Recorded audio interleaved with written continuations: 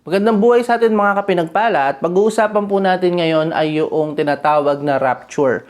Okay, rapture is not the end times or hindi siya end na or katapusan na ng mundo. Ito yung malaking misconception ng mga tao.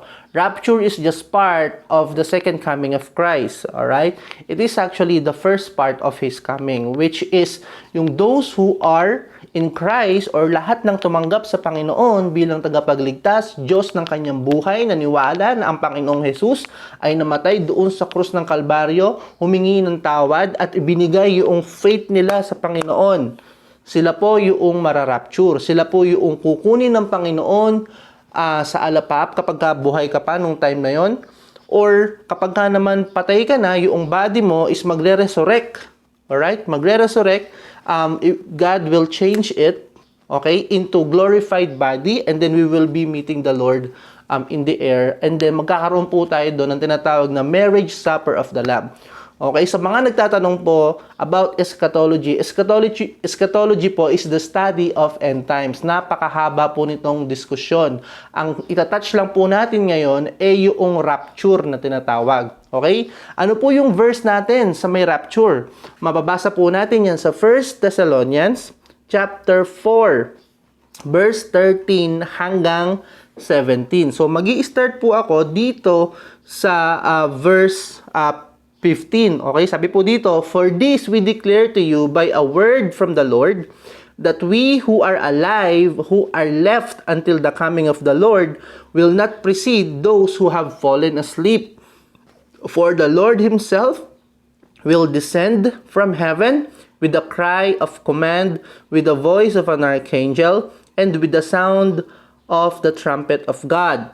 And the dead in Christ will rise first.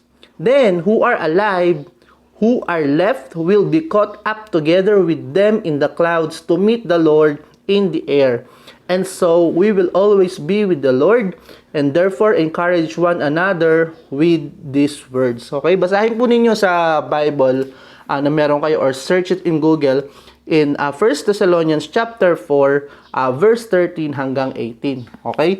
Yun po yung tinatawag na rapture. So, ano po yung sinasabi po dito? Yung sabi po dito, sa verse na to, okay, yung rapture po is yung mga dati po na namatay na nagbigay po ng buhay sa ating Panginoong Hesukristo, ay magre-resurrect po yun lahat, and we will be meeting the Lord in the air. Okay? So, yun po yung tinatawag natin na rapture. And then, kasabay po nun, tayo rin po, na nananatili po dito. Let's say, for example, hindi pa ako namatay, and then, dumating na ang Panginoong Hesukristo. Let's say, ngayon, dumating na ang Panginoong Hesukristo ngayon, ay nagkaroon na ng rapture. We will be meeting the Lord in the air. Tayo po ay talagang pupunta po doon sa may alapaap, and we will be meeting the Lord there. So, papalitan po niya tayo ng glorified body. And then, ang tanong dito, meron po bang magi-stay pa dito sa lupa? Yes, meron po. Ito po yung mga taong hindi tumanggap sa ating Panginoong Hesukristo, nireject po nila yung gospel. Ito po yung mga tao na kahit anong gawin mo and they don't believe sa atin pong Panginoong Hesukristo, sila po yung mag-i-stay doon sa tinatawag natin na tribulation na gagawin ng Antichrist.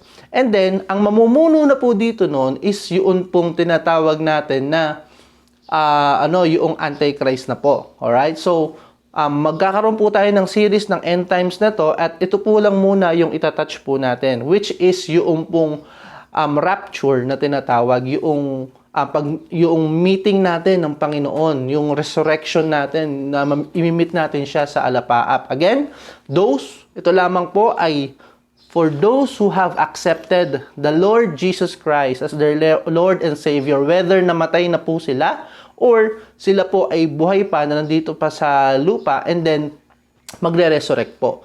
Okay? Ano po yung encouragement ko po dito? Ang encouragement ko po sa inyo dito, whether you are Christian or not, start reading your Bible para ma-fact check mo rin, no? Para hindi ka lang basta nakikinig dito. Magbasa ka ng Bible para ikaw mismo makabasa na ang sinasabi po natin ay totoo at nasusulat po yan sa Bible, okay?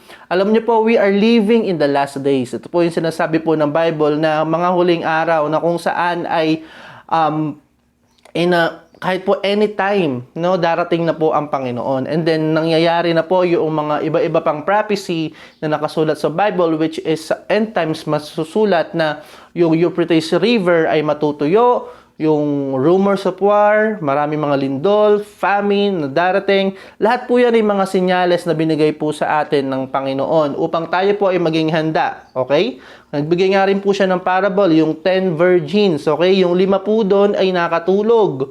Okay, at yung 5 naman po ay faithful na may dalang oil at sumisindi yung lamp nila. At ready po silang i-meet yung groom. Tayo po yung bride ni Christ. So for those of you who have not yet, okay, hindi pa po tinatanggap ang Panginoon bilang tagapagligtas at Diyos ng buhay nila, I want you to surrender your life to Christ right now. Okay? All you have to do is just say a simple prayer and believe in your heart that Jesus died on the cross for you. And I will pray for you. At sabay tayong manalangin ngayon. Sabihin natin, Panginoon, humihingi po ako ng tawad sa lahat ng kasalanan na aking nagawa. Panginoong Jesus, tinatanggap kita bilang Panginoon, tagapagligtas at Diyos ng aking buhay. Isulat mo ang aking pangalan sa aklat ng buhay. Nais kitang makasama sa rapture, sa muli mong pagbabalik. Panginoong Jesus, tulungan po ninyo ako.